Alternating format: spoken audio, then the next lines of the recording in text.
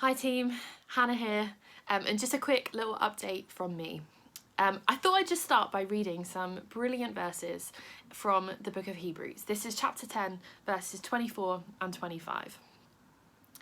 And let's consider how we may spur one another on towards love and good deeds, not giving up meeting together as some are in the habit of doing, but encouraging one another, and all the more as you see the day approaching. We have this brilliant job, don't we? We have this brilliant job of being a community, loving one another and encouraging one another. And we can do that even during lockdown. Now, with all of that in mind, I'm just going to spell out a little bit about how we're going to be using Zoom over the rest of the lockdown period, however long that might be going on for. So just a few things to note.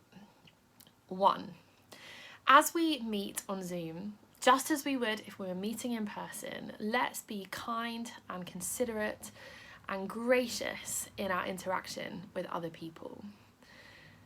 This is a brilliant way that we can live out Jesus' great command of loving one another and encouraging one another as we do that. 2, please set your name on Zoom as your actual name. So that we can keep you safe on Zoom, we're only going to be letting into the call people who we know. And so if your name has nothing to do with who you are, we're not going to know that it's you, and we might not be able to let you in. If you are using a parent's account though, that is fine. We can link you up through them. 3, virtual backgrounds can be fun, but they're also quite distracting. For now, we've disabled this feature on Zoom so that we can really focus on the brilliant bit of the Bible that we're going to be looking at. 4, we miss you guys and we really want to see your faces. Imagine trying to have a conversation with someone where they've got a cushion in front of their face or they're covering it with their arms. Weird. While we are in the discussion part of our time on Zoom, we're going to ask that you put your camera on so we can see who we're talking to and we can have a better discussion together. 5, the chat on Zoom is a whole group thing and it's really there to aid our time together looking at the Bible.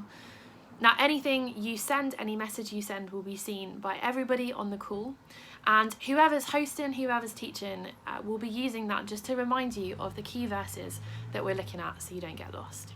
Now, we know that Zoom is not the ideal for meeting together, but it's where we find ourselves in this strange period of lockdown.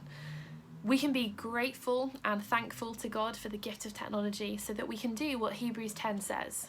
We can keep meeting together to encourage one another as the day approaches. We love seeing you there and we'll see you there soon.